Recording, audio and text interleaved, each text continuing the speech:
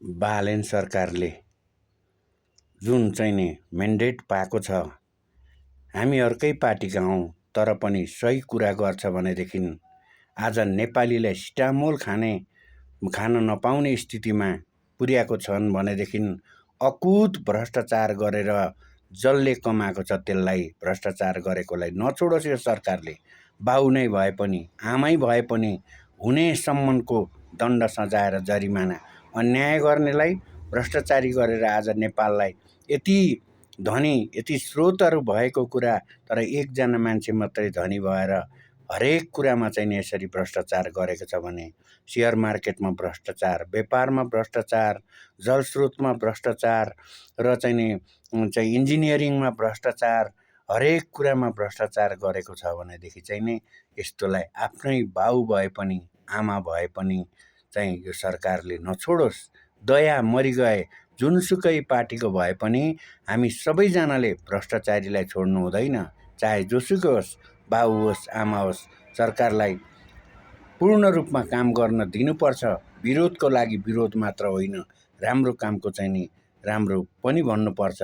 तर पहिलाको सरकारले पनि नगरेको होइन, तर गरेको भन्दाखेरि पनि त्यहाँ चाहिँ नि काम गर्ने मान्छेहरूले भ्रष्टाचार गरेको छ भने कति सर्वसाधारणलाई असर पर्यो।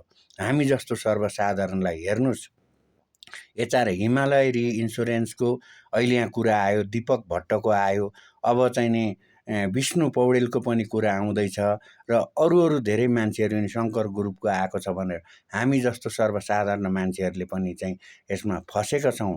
400-500 किता लिएर 900बाट 10-1100 हुन्छ होला भनेर लिएको हामी जस्तो सिम्पल मान्छेहरू त फसेका छौँ भने अरू कति फस्यो होला, त्यसरी अरू स्टकहरूमा सेयर मार्केटमा कति फस्यो होला। त्यसकारणले यस्तो चाहिँ नि यो चाहिँ विभिन्न किसिमका यस्ता भ्रष्टाचारी गर्नेहरूलाई हामीले आफ्नै पार्टीको भनेर पनि चाहिँ यदि सत्य कुरा हो रहेछ भनेदेखि सबै कुरा छानबिन गर्नुपर्छ र बालेन सरकारले गरोस्। जुन विश्वास गरेर जनताले 2/3 मत दिएको छन् त्यो पुरा गरोस्, पूर्ण रूपमा हुनुपर्छ। दया माया भनेको कुनै पार्टीकोले नि मेरो पार्टी भनेर चाहिँ नि हामीले पार्टीलाई मात्र हेरेर होइन, नियम र नीतिलाई हेर्नुपर्छ।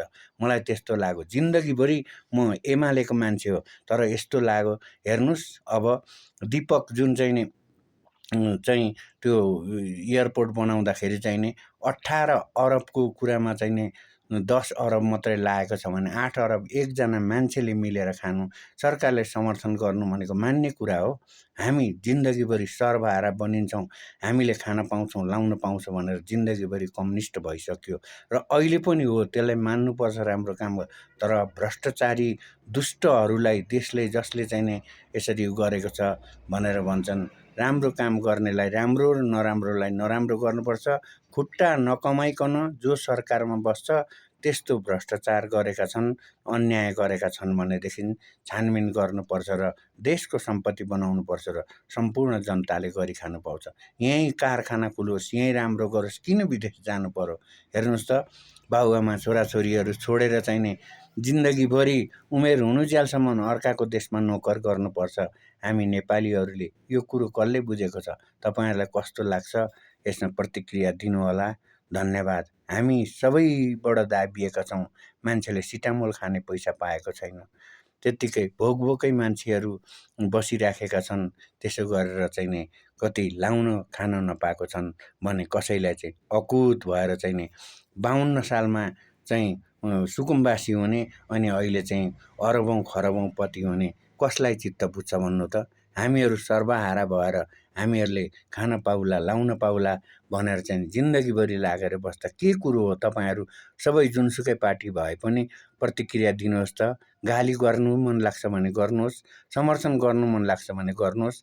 हाम्रो करिब 70 वर्ष पुग्न आँट्यो, जिन्दगीभरि आफ्नो चाहिँ जीवन नै दियो हामीले चाहिँ जिन्दगीभरि लेबी तिरेर बस्दै गर्दाखेरि नि खोइ त हामीले के पायौँ?